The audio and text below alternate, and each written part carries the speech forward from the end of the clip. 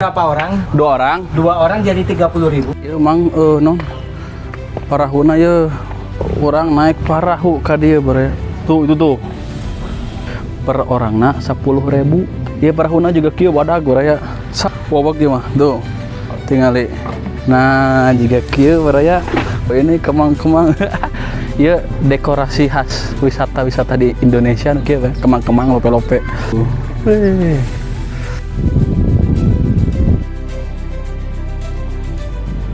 Nah, tos beri dugi baraya sekedap di enakeun euy naik parahuna euy. Ais. Kita sampai di Candi Cangkuang baraya. Yang budak ieu domba Garut ieu. Kitu boboko kihid nu leutik. Candi Cangkuang makam umum.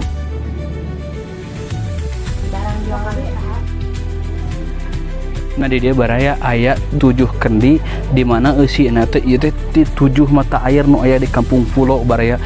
Masjid ini melambangkan anak laki-laki ti Mbah Dalem Arif Muhammad baraya.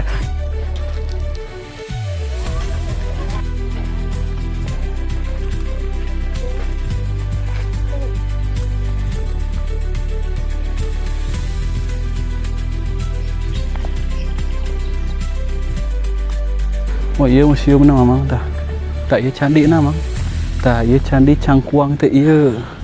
Wah, luar biasa. Ieu wujud Candi Cangkuang teh baraya. Oh, ternyata ieu baraya. Orang ningali halabatna baraya. Aya arcana di lebet baraya. Nah baraya tepat di pinggir Candi Cangkuang ternyata ada makam dari Mbah Dalem Arif Muhammad.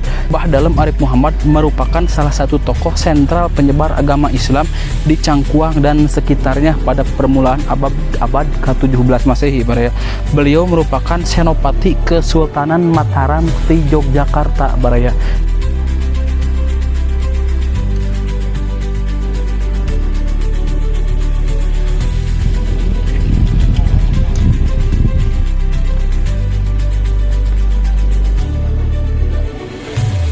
Nah baraya di dia oge aya museum peninggalan ti Arif Muhammad baraya, dari mulai naskah-naskah atau kitab-kitab zaman baheula baraya nu ku anjeunna diangge. Ta ieu nu paling panjang gulungan baraya mangrupikeun khutbah Idul Fitri jeung Idul Adha baraya panjang juga kieu nya. Ta ieu teh terbuat tina naon?